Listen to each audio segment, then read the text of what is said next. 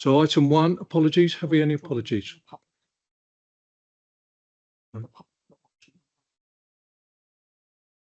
Okay.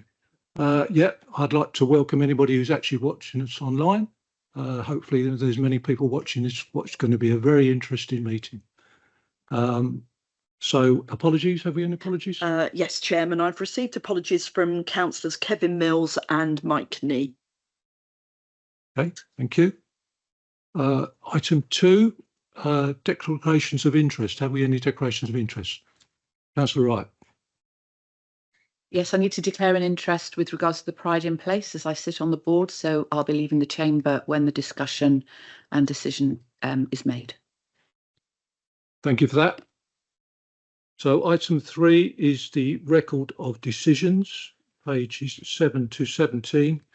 The decisions of the meeting of the Cabinet held on the 8th of June 2026, numbered CAB 1 to CAB 10, inclusive, are attached in the documents. Have I got a proposer for that, please? A seconder? Councillor Cowan, seconder. Councillor Wright proposing. And will you please show all approving that? That's passed. Thank you very much.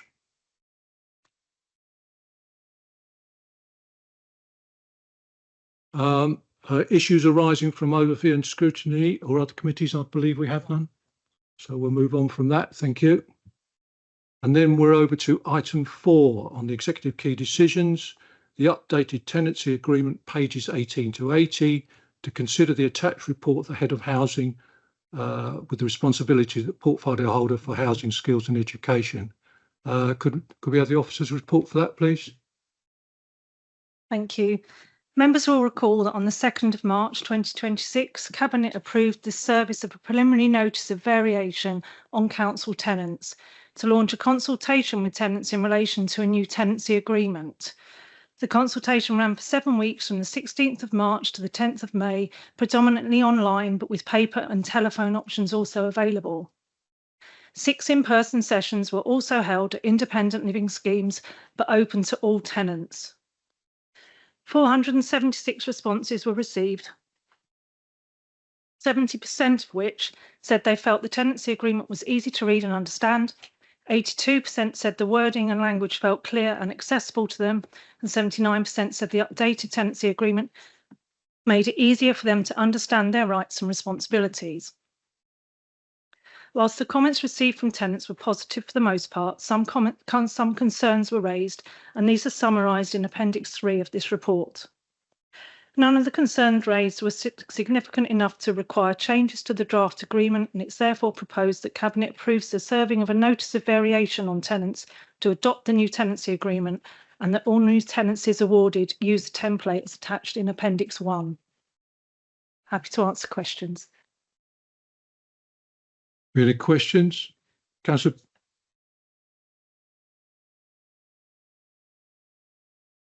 With a lot of consultation, you know, and taking notes of feedback that we've got given from the consultation.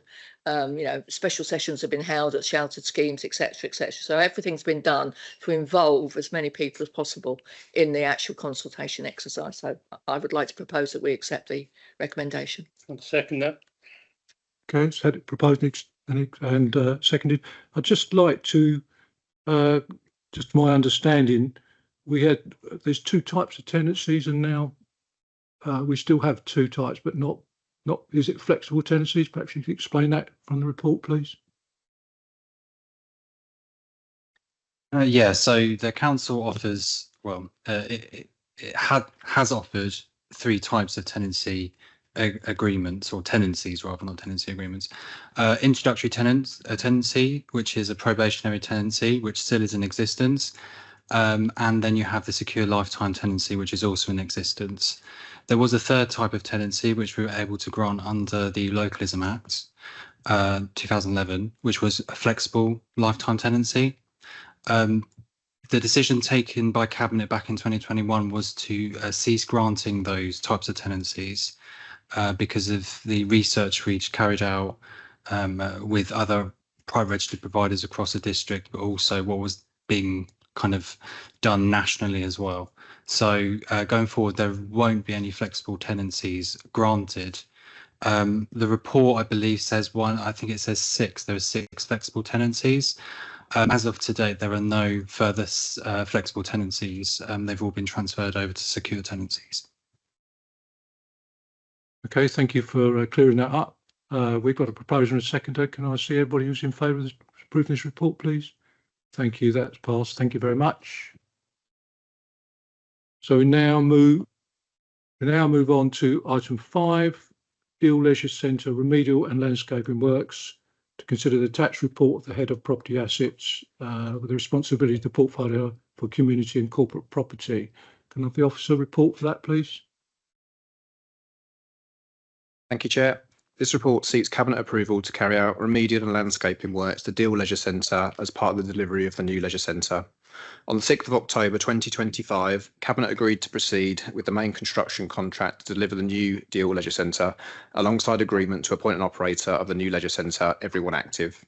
The 2025 Cabinet report identified that the proposal did not include an allowance for the remedial works needed to maintain the existing dry side provision of the centre, alongside an allowance to carry out soft landscaping works, and advised budget allowances would be set aside for these works within the medium-term financial plan for the 26-27 budget process. These allowances were included in the medium-term financial plan for 26-27, and this report seeks to draw down the available budgets. Work on site continues. The old pool building was demolished in November 25, and commencement of the main site construction work started in early 2026. The foundations for the new building have already been laid, and the new pool shell has been formed and sprayed with concrete. The project remains on programme with an anticipated completion date of August 2027. LED lighting upgrade works to the tennis hall were successfully completed at the end of May 2026. The landscaping works are not being delivered now, but authority is being sought to draw down on the available budget to enable completion of the project at the appropriate time. There's just one request that we ask for in terms of the recommendation 1 here, and Kate, I can send you the detail of that the approval is approve the project to undertake remedial works to Deal Leisure Centre, allocating funds towards the completion of the Deal Leisure Centre project, which is including but not limited to the sports hall and tennis centre. I'm happy to take any questions. Any questions? Councillor Wright. It's not a question really, it's just that I'm really pleased that the project is continuing apace, and just to say that we've got another project advisory group coming up soon where we'll have more detailed updates, and that this request, as David said, was identified in the medium-term financial plan, so I would like to move that we accept the recommendations. We have a seconder. Any other questions? My only comment is I welcome the fact that you're considering the landscaping work in your report, and obviously at the appropriate time, I presume, when the works are finished, then we'll have the landscaping, because obviously it's very important that this major project, it looks really good from day one. So anything we can do to make sure that this very exciting project is very worthy when it's actually launched. So I welcome the fact that you're building that aspect in, and I think it's a good report. So I'm quite happy with that. Thank you. So can we please show everybody's to approve? Yeah. Thank you very much.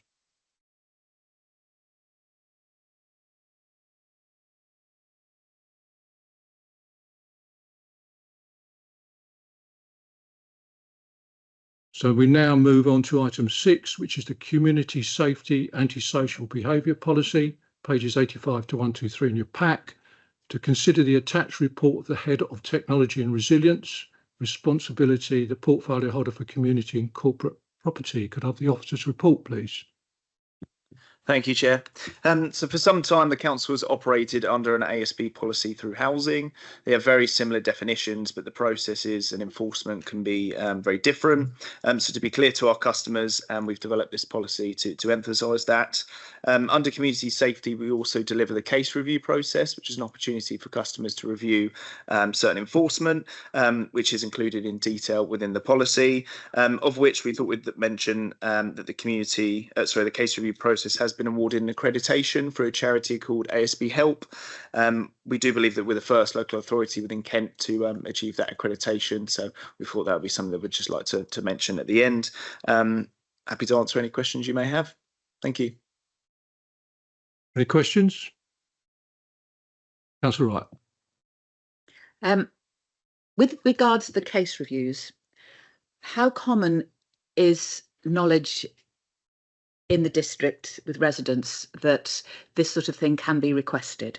So if somebody has been at the receiving end of antisocial abuse and investigation, etc., how do we advertise that actually if they're not happy with the outcome, they can then request a case review? Thank you. So there's been no sort of formal consultations about the marketing of the case review process, but when we went through the accreditation that I mentioned, that was a good opportunity for a sort of an outside eye to look into our process and see how best we're advertising it.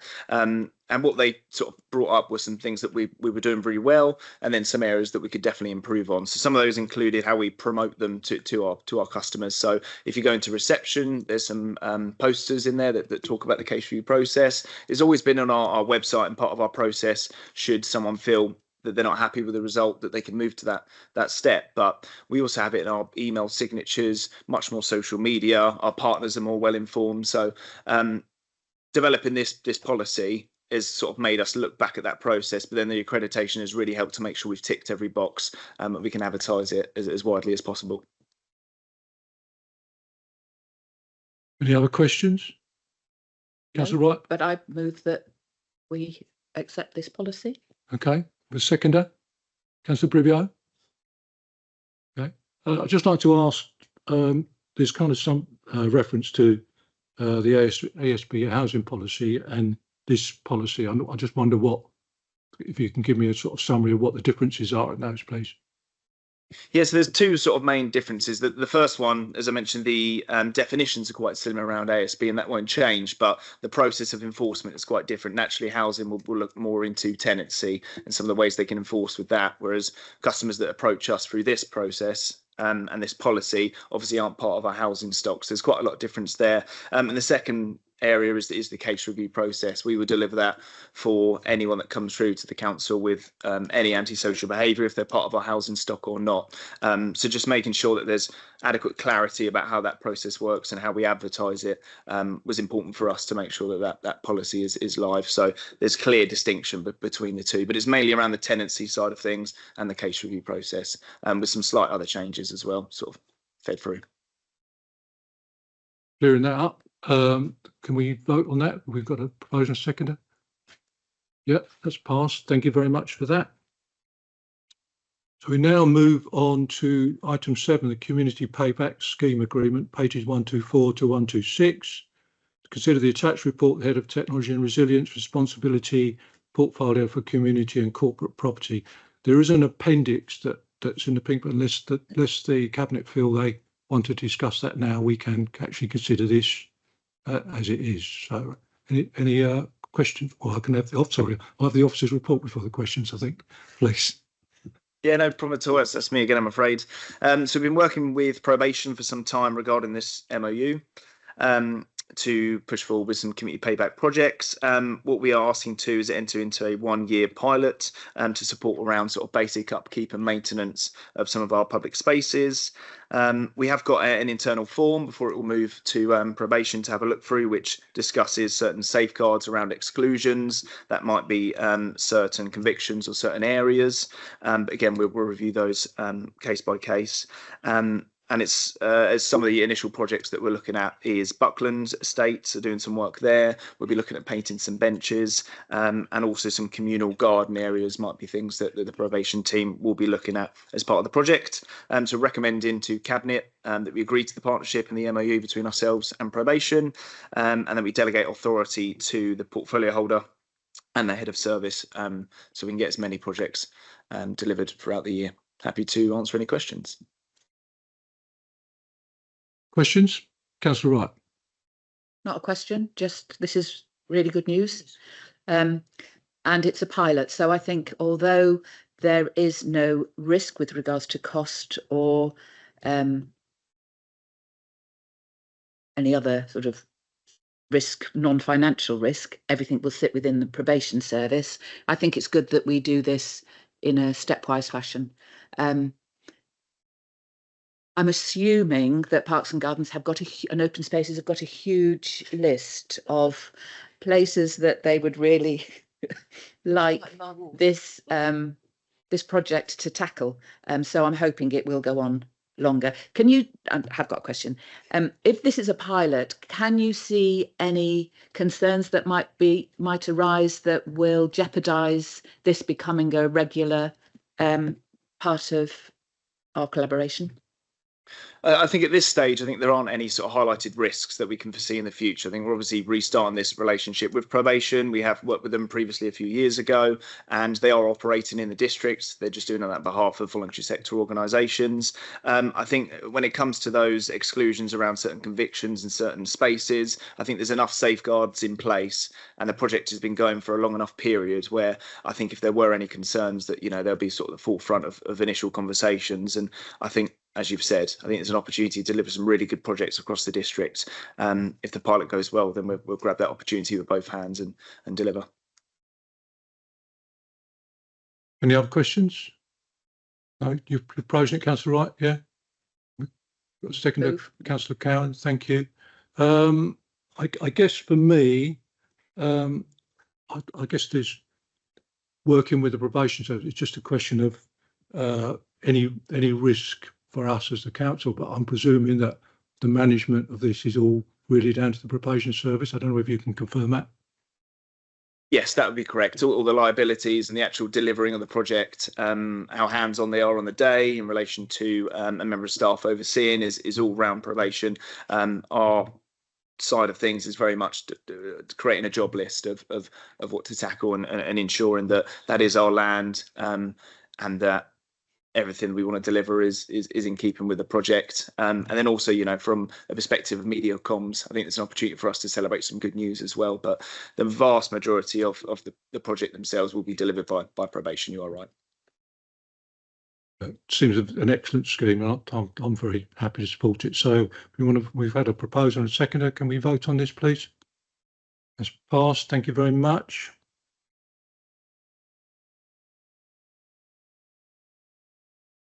So we now move on to item 8, playing pitch and outdoor sports facility strategy, to consider the report of the head of parks, open spaces and countryside, responsibility of the portfolio for community and corporate property. Can I have the officer report, please? Thank you, Chair. Following an in-depth data collection and site visits and working closely with local sports clubs, facility leads and sport national governing bodies, and the draft playing pitch and outdoor sports facility strategy draft is now complete.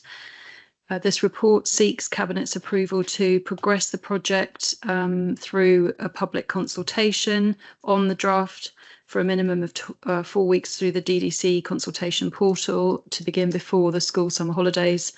To authorise the head of parks, open spaces and countryside to collate feedback obtained through the strategy consultation and to prepare proposed amendments which will be presented, subject to your agreement today, to Cabinet later in the year. October, we're targeting to come back. In addition, beyond what's stated in the written report, we're also seeking authorisation for the head of parks, open spaces and countryside to make minor amendments to the draft strategy prior to public consultation. This is a working document. We receive new information all the time. It will be a snapshot at the date of publication for consultation, and we would like to be able to amend right up to that date, but they will only be minor amendments. The strategy work has been underway for a year.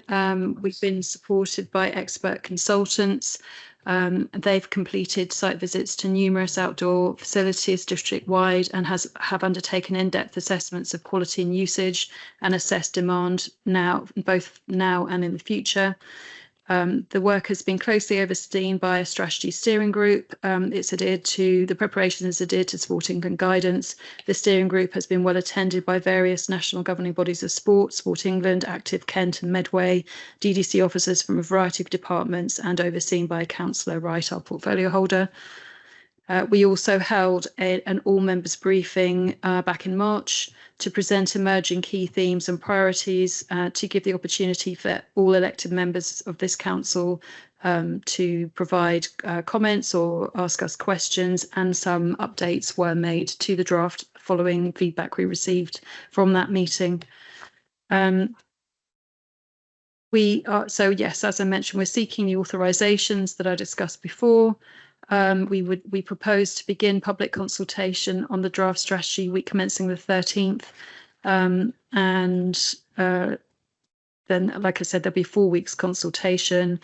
We will make all the stakeholders that we have been in contact with aware of that the strategy is available for comment. We will collate feedback and share that with the consultants in advance of coming back to Cabinet to seek approval for adoption in October. Thank you. Thank you. Councillor Wright. Thank you. Not a question again.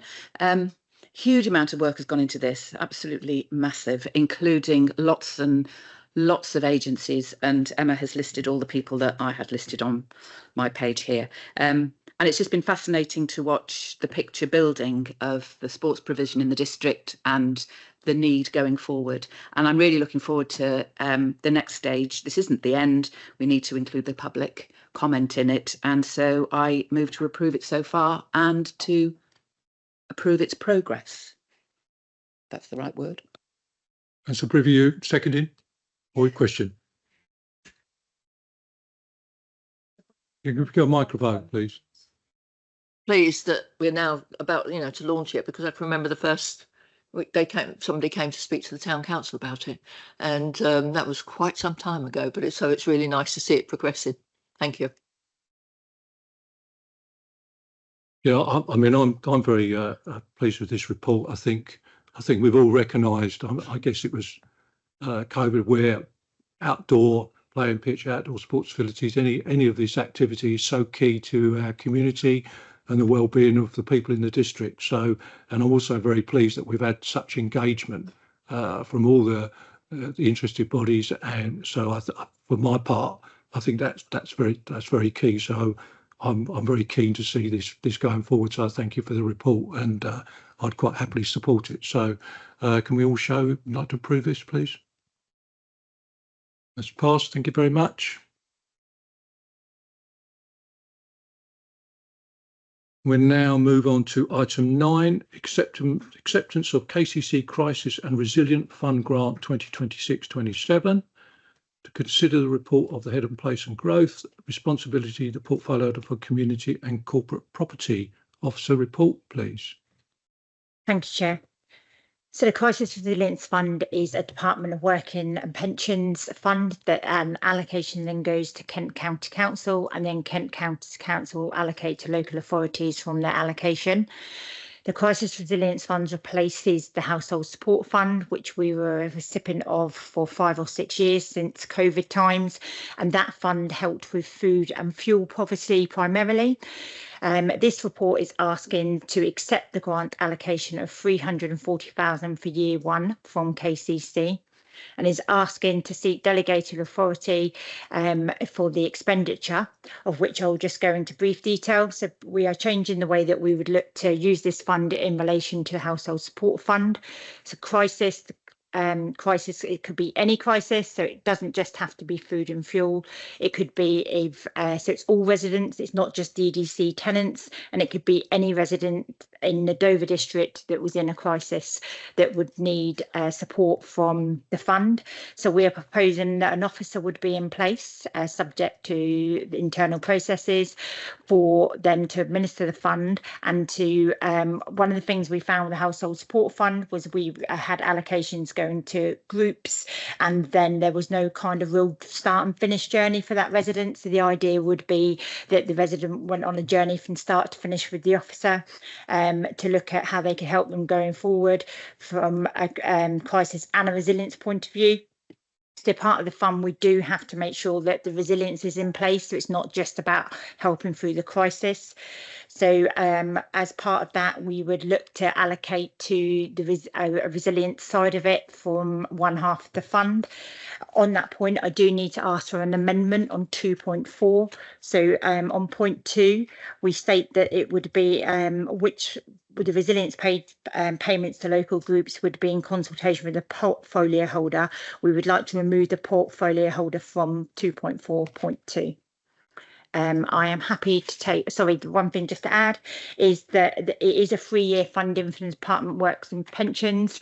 So we are asking for delegated authority for years 2 and 3. We have had confirmation that we will have an allocation in years 2 and 3 as well. Happy to take any questions. Questions? Councillor Wright?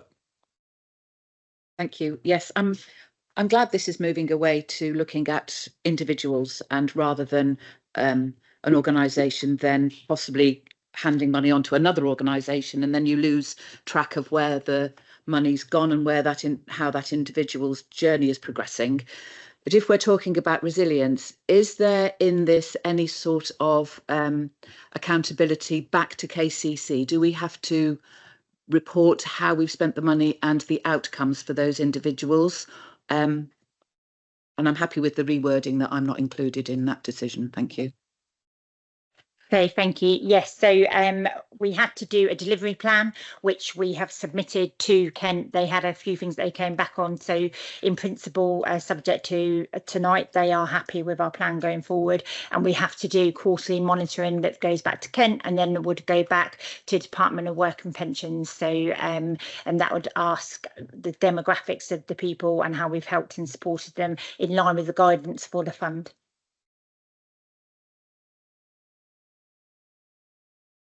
Any other questions? No? No?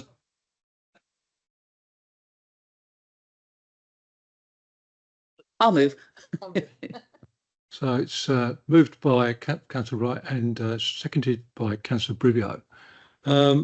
Yeah, this seems, I mean, we all know, for me, we all know in our society that there seems to be such a divide and a widening divide to anything that can help anybody in these, obviously, these dire circumstances. So to have this fund, and I really hope it can really get in place and help those people who desperately need it. And I do concur with Councillor Wright on in the individual aspect. Seems to be able to follow that through and see that we're reaching the right people with the right things is really important. So I really support this report. So can I just clarify with Becky that the recommendations of the report, what you're amending is that recommendation 3, you're removing the portfolio holder for community and corporate property from the consultation. Is that correct? No. So on recommendation 3, so that's to accept the future allocations and authorise the project. So it's the second point. Yes, authorise the delivery and expenditure. Yeah, that's fine. The second point on that. Okay, thank you. okay, that's going to be clarified outside the meeting, but I think we got the gist of it. So we want to vote on this, please. It's been proposed and seconded. That's brought in and approved. Thank you very much.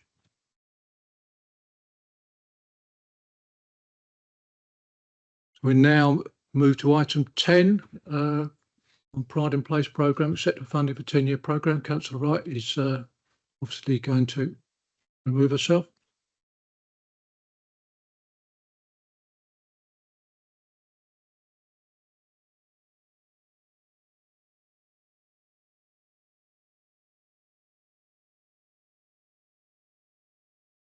Okay, so this item 10 is to consider the report of the Head of Place and Growth, responsibility portfolio for community and corporate property. Could I have the officer report, please? Yep. That's myself again.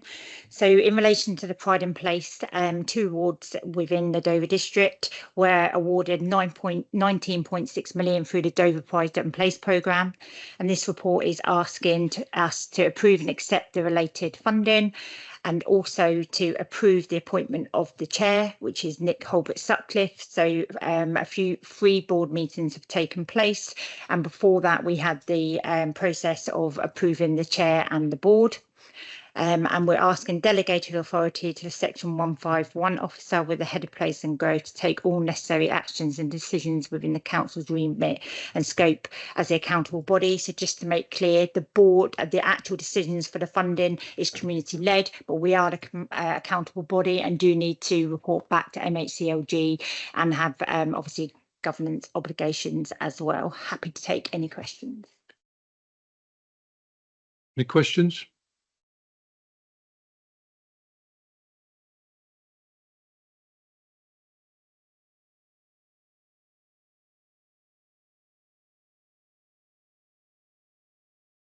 It's to myself in consultation with the deputy leader. That is the case because Councillor Wright is obviously there is a potential conflict, and that is the same for the leader as both are on the board. So I just wanted to point that out. That's why it's the deputy leader and not Lynn, and it's not Kevin. I just thought I'd better clarify that point in case that was going to come forward. Thank you. Okay, thank you for clarifying that. Councillor Cowan. Yeah, thank you, Chair. Yeah, this is a fantastic opportunity for our most deprived areas within our district. 2 million a year over 10 years, 20 million, and it's for them, it's for that community to decide how this should be spent. And I think it's a great opportunity here. But the question people ask about it is if there is something that is in the town centre, for instance, that you would like to do as a project, and this only covers the Buckland and St Radicans ward, can that project within the town centre from the Pride and Place money be used to do that? My personal answer to them is that if it benefits both the wards that the money's there for, then of course, yes, it should be able to be, but it's got to be ratified by the government. Is that correct? So in part, yes. So obviously, if there was to be, so we're just about to go through the engagement phase, which is just being finalised by the board, and the engagement phase will take place till November, and there'll be lots of engagement events with the community in the local communities, and that will source the comments from those that live in those wards and outside of those wards. And MHCLG guidance is if you can put a project forward for submission in November for the plan, which is outside of the boundary, if it complements the wards in question. But again, it would have to be, so the engagement would have to show there's a need, and obviously then the board would have to approve that going forward to go in the plans to MHCLG in November. Does that answer your question, Councillor Cowan? Okay. Are you proposing it, Councillor Cowan? We got a seconder, Councillor Brubio. Microphone, please, Councillor. I'm pleased because part of my ward is also in that area, so it's going to benefit me. Thank you. I mean, I think we'd all agree that this is obviously an excellent project to bring to Dover, a significant amount of money, and I'm also very pleased that this project seems to move very rapidly. So I thank the officers for all their hard work on this. It's something, when these things come up, we do have to jump on them, and I think you have. So I really appreciate that. So we have a proposal. Second, if we'd like to vote on this, please. Yeah, that's passed. Thank you very much.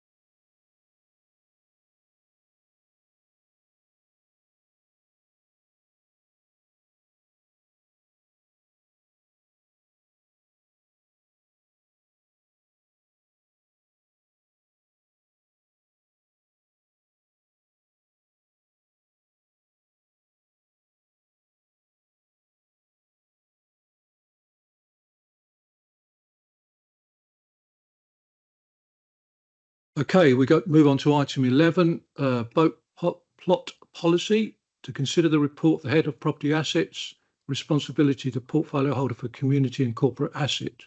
Can I have the officer report, please? Thank you, Chair. This report provides detail in relation to the proposed boat plot policy and seeks Cabinet approval for the policy to be adopted. The Council recently introduced a beach hut plot policy, and we now seek to provide a boat plot policy for approval. So provision of boat plots is a discretionary service, and it is a service that is generally in decline. DDC has carried out a significant amount of work with plot holders over the last few years to ensure that plots are maintained, and this policy helps to regularise this process. The proposed policy will help to ensure the boat plots are classified correctly, being appropriately used, and that uses are the correct legal agreements, ensuring consistent and fair use, charging and management into the future. I'm happy to take any questions.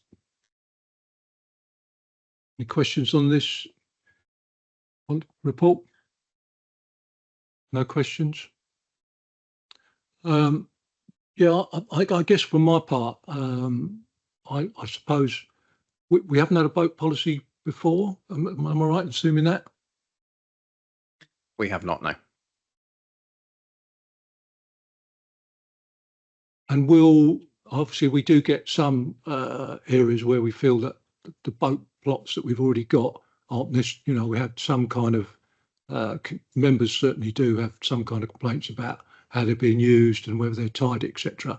Will this boat policy actually address some of that, do you think? We hope it will give us a strong mechanism to do so, yes, but we appreciate that there is more work that is required. As I said at the beginning, a lot of work has been carried out and will continue to do so. We have been writing regularly to the boat plot holders, but this policy will enable us to enforce and tidy the plots up as much as we can. They are obviously working boat plots, but yeah, hopefully the intention is this will allow us to do that. Okay, thank you. Councillor Wright. I suppose as well, this has got to be read alongside the lease and licensing agreements that the boat plot holders have. It's not just this in isolation, but I would vote to move this or accept. Thank you. Councillor Brivio, second. Can we all approve this report, please? Thank you. That's passed. Thank you very much.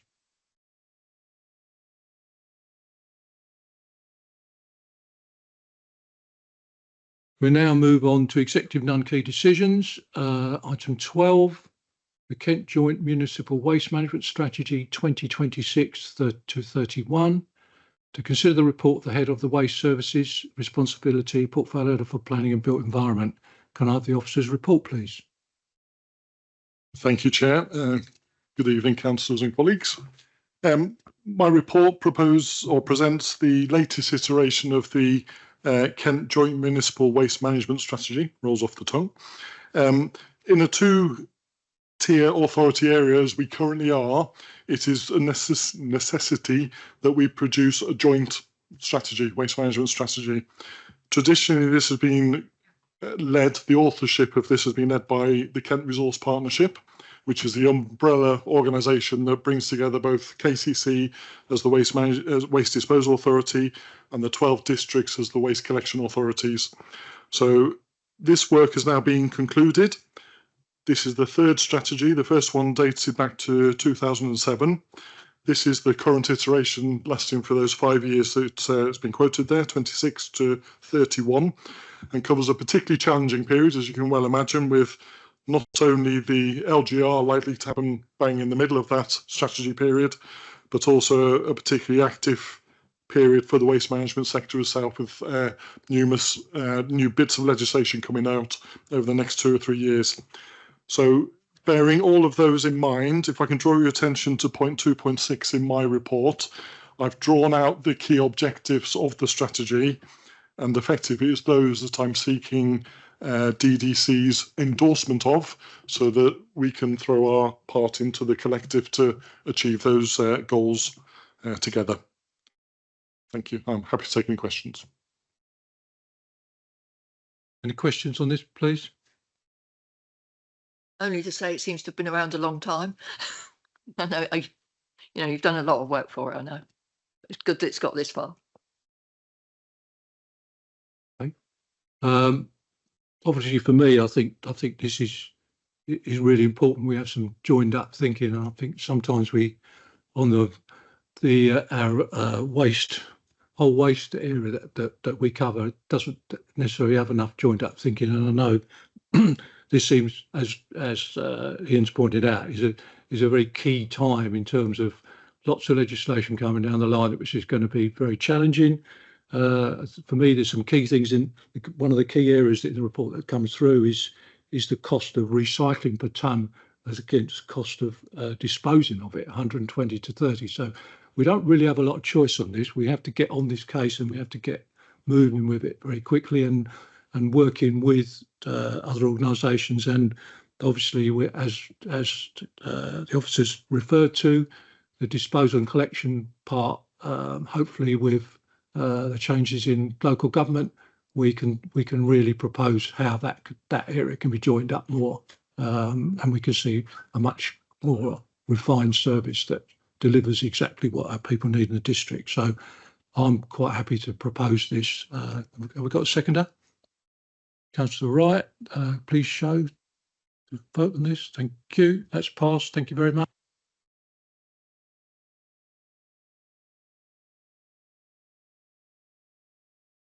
So we now move on to item 13, appointment of project advisory groups 2026-27 to consider the report of the Director of Corporate Resources and Deputy Chief Executive Responsibility Leader of the Council.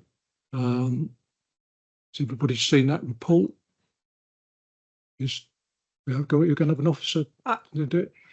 It's the annual report to make the various appointments to the project advisory groups, and those are set out at the appendices A to D within the report. I don't think there's anything further to add, but I'm happy, Kate and I will happily take any questions if there are any. Are there any questions? No. In that case, I'm happy to propose it. Councillor Brivio, second it. Please vote on that report, please. That's all passed. Thank you very much. So now we move to item 14, the Treasury Management Year-End Report 2025-26, pages 127 to 148 in your pack, to consider the attached report of the Head of Finance and Investment, Responsibility Portfolio Holder for Finance, Governance, Climate Change and Environment. Can I have the officer's report, please? Good evening, everyone. This is the Treasury Management Report for 25-26 year end. So in summary, obviously you've got the report and the annexes, but in summary, our long-term investments generated a total return of 2.1 million, which is 4.57%.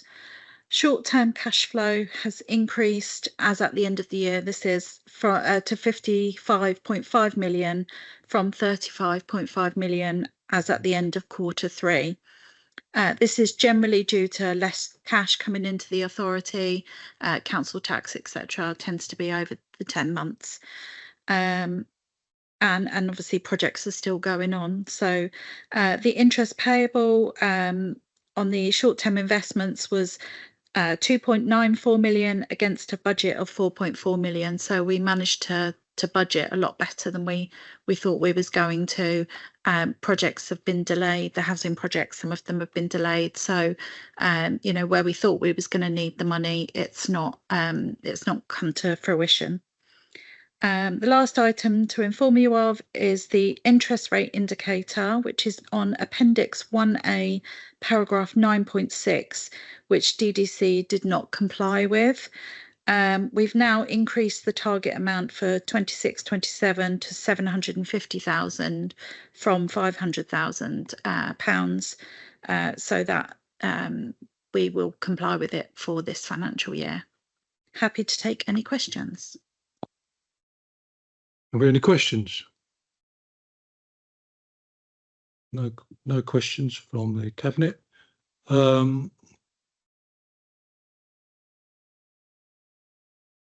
guess for me, I think identifying what the report does, I think it identifies the external financial issues that we obviously it has to inform our investment strategy. So I think that makes that very clear. And I think obviously it also illustrates the fact that, you know, our risk cost balance is very key for the council to have something that's very clear of what our appetite for risk is, what our cost is, and the balance to our ambition. And I think the indicators are there. The liability benchmark, that's a new indicator in the report. I don't know.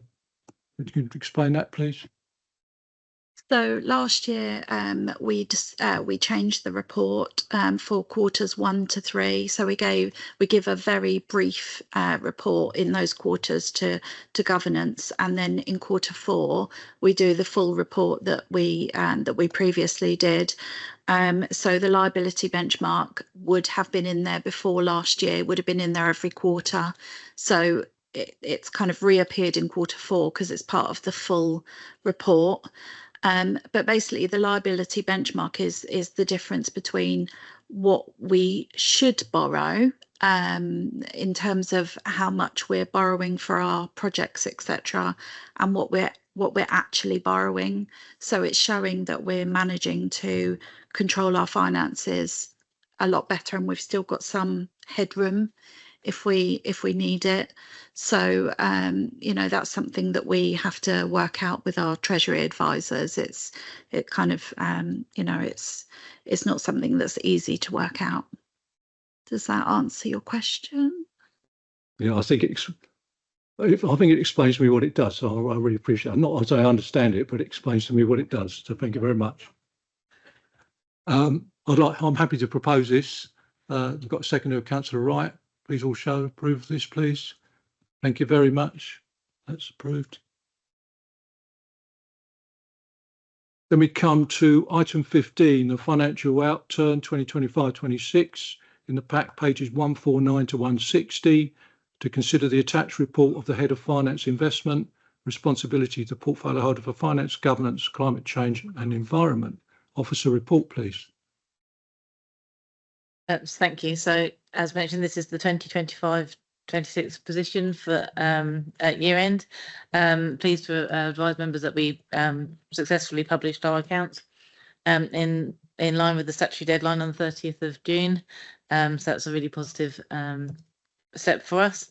The key points on the outturn are detailed at paragraph 2.2, and these are that the general fund has a £400,000 surplus for the year. This surplus will be transferred to the smoothing reserve to help top that back up. The HRA had a £2.8 million surplus for the year, increase in the housing initiatives reserves, which we hold for future works and projects for the HRA, at £23 million.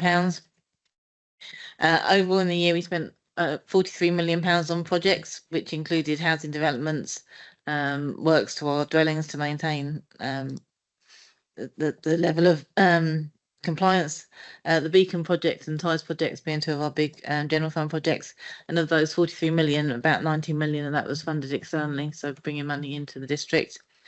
Happy to take any questions. Any questions on this report? Councillor Wright. Yeah, no questions, just an observation, I suppose, that we're doing an awful lot as a council, and yet we're still managing to, we spoke of headroom, and I like headroom because nowadays we have no idea what's around the corner, and I think it would be foolish to be flying close to the wire, if that's what you say. I mean, I know some people will say, you know, you've not spent this money, and some people might say spend, but I think we do need to be cautious, and we are spending, but we're doing it within our budget parameters. So I move to note this. Mr. Brivio. Okay. I mean, it does make good reading. I suppose for me, it's trying to understand the surplus, because that seems quite different from the original forecast. Am I reading that correctly? Yeah, so our original surplus was forecast at 6,000 for the year. By Q4, we were forecasting 550, and at the end of the year, it was about 400,000. But there were some quite significant movements within the year, planning income being a big one, where we received a lot more income than anticipated. Other big points, we did a review of our provisions for bad debts for sundry debtors, and council tax penalty and fine income was higher than the original budget. So there was a number of sort of quite significant factors, as well as savings in staff costs. So it's quite a few significant factors that led to that change in position. But as reported throughout the year on a phased approach. And we will be looking at that when we look at next year's budget, which will come around very soon. Which of those we look at into building into next year's budget as potential ongoing long-term savings. Okay, thank you for that. I'm happy with this. I'm happy to propose it. We've got a second, Councillor Cowan. Can we'll show who's approving this, please? That's all passed. Thank you very much.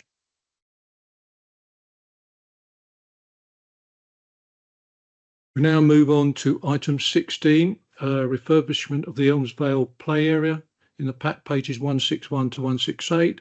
Consider the attached report, the head of property assets, responsibility, portfolio for community and corporate property of the officer's report, please. Thank you, Chair.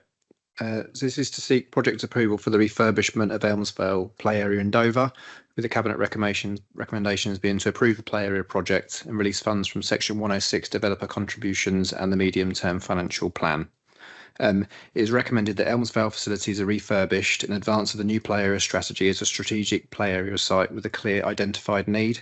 The Elmsvale play area was partly refurbished in 2013. Some of the equipment installed in 2013 is still in good condition and will be refurbished and repainted and retained as part of this work. The project will be delivered alongside improvements to the adjacent multi-use games area, which is being funded by the Football Foundation. Both projects together will enhance the facilities within the recreation grounds, creating a new look while improving leisure and sport provision. I'm happy to take any questions. Questions? Councillor Wright. Yeah, not a question. Well, I suppose I could put one at the end. I think this is really good news, some more good news, and a really nice collaboration between the Section 106, our funding, and the Football Foundation. It is an area that has been neglected up that end of Dover, so I'm really pleased to see this come forward. There is the ancillary facility up there, which I know in the playing field strategy has also been was mentioned there, and I just want to highlight it because it is a very, very difficult building, and it would be a huge project. So I think if people question, well, you're doing up the play area, and you've got all this money, why are you ignoring the building? I don't think the building is being ignored. Everybody knows about the building. We all know about the building, and we need to have a project going forward to deal with it. But it is going to be a huge project, and quite difficult. And so I think there are other priorities that can be ancillary projects that can be managed more easily. So I would say yes, recommend it. Thank you for that. We got a seconder, Councillor Brivio. I again welcome the report for refurbishment of a very well used area. So it's good news.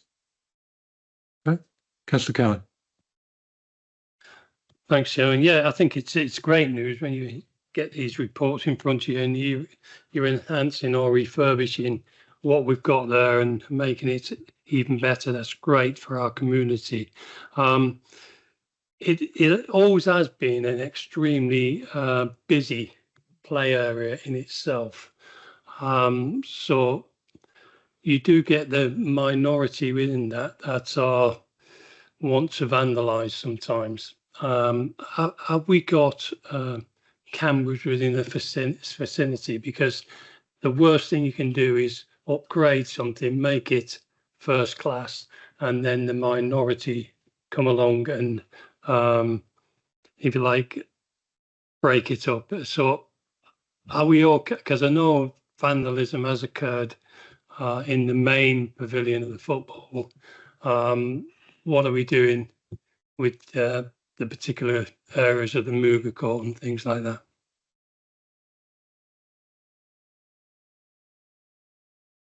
I'll give a quick update on the CCTV situation. Obviously, from the community safety team, we will look at where we deploy our cameras across the district based on need.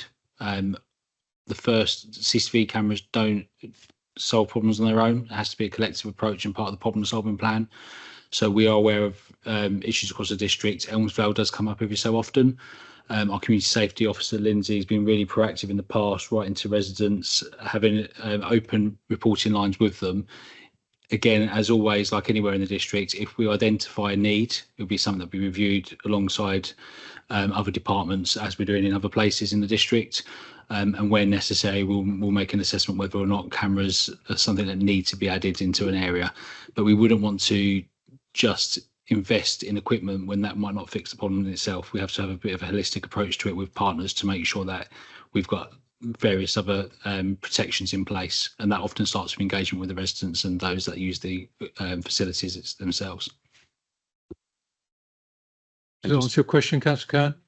Just to add to that as well, the location of the changing rooms is the issue at the moment in terms of where it is, and there's a lot of antisocial behaviour that happens at the back of the facility. Okay, we've proposed it, yeah? Yeah, a second. So show to approve this report, please. Thank you very much.